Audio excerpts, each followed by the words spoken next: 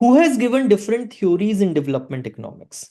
So the main idea of this recording is just to tell you that these are the different theories, main theories in development economics, in growth economics, and who has given these theories. I've also written very important point of each of these theories so that you can connect it. So this is of course not the entire explanation of the model. So under classical approach, you have three main theories. One is Adam Smith's theory, Karl Marx's theory, and Schumpeter's theory. Adam Smith said this that the main drivers of growth, they were division of labor and capital accumulation. Karl Marx said this that the main point of his theory was that there will be class struggles between those who have and those who have nots, and this class struggle is going to give rise to revolution, and that is going to bring about the structural changes in or for equitable development. Then you have Schumpeter's theory. Schumpeter, he was all for innovation. So he said this that if you want to grow, then firms will have to innovate. And he introduced this concept of creative destruction. That is, old is giving way to new, right? So when that innovation could be in terms of new process, new product, new market, and old will give way to new. So in that process, old will be destructed, and in its place, new is going to take up that place. In neoclassical approach, you have Mrs. John Robinson's theory, and she critiqued imperfect competition, and she argued that market failures are the one who which actually hinder economic development. Robert Solow, I mean, this is a well-read model, solo growth model. And then you have Nicholas Calder. He emphasized the role of IRS and demand-driven growth. In the another growth and development models, you have Harrod-Domer model, right? So under Harrod-Domer model, he actually talked about that economic growth is going to be the function of the savings rate and the capital output ratio. Rostow is famous for his 5 stages of economic growth. So through all these 5 stages, every economy will have to go, right? Starting from traditional society to period of high mass consumption.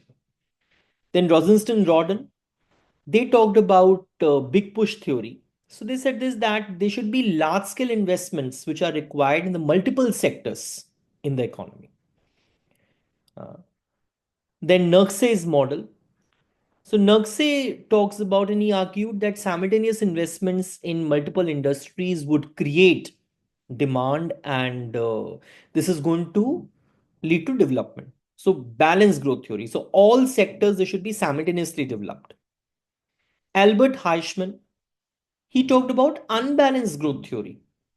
So he said this that less developed countries they do not have enough money that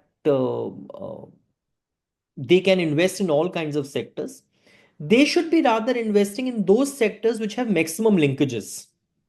They should pick up few strategic sectors in which the investments could be taken place, which have maximum forward or backward linkages. So in that process, all the other sectors will also get developed.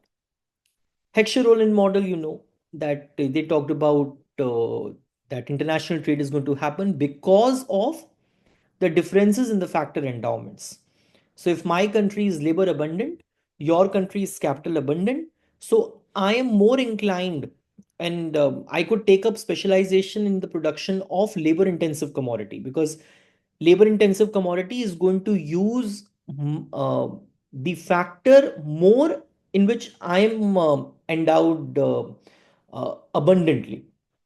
Similarly, you will pick up or you will produce more of capital intensive good. Why? Because you are endowed more with capital. And then we are going to trade with each other. Then Lewis model, this is dual sector model. So there is the traditional sector and the modern sector. And this labor is going to go, there is a surplus labor in the traditional sector, and labor is transferred from or it migrates from traditional sector to the modern sector. Of course, there are a lot of things involved in this. That is, uh,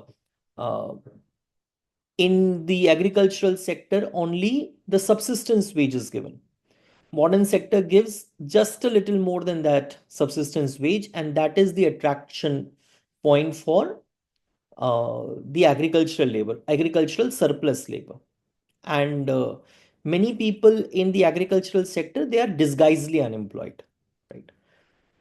Then you have Andre Frank, dependency theory, and he criticized the global capitalist system, and he argued that developing countries, they remain undeveloped, they remain less developed because they are too much dependent upon the developed countries. The kind of the relations between the developed and the developing countries, they are not symmetrical.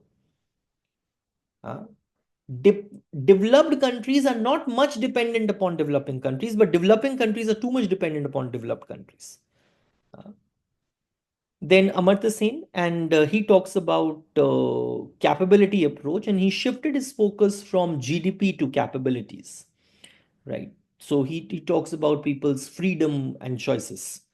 Uh, so these are main theories in development economics. So you can just write a line about each of them, maybe, right? Sure. Thank you, Beta.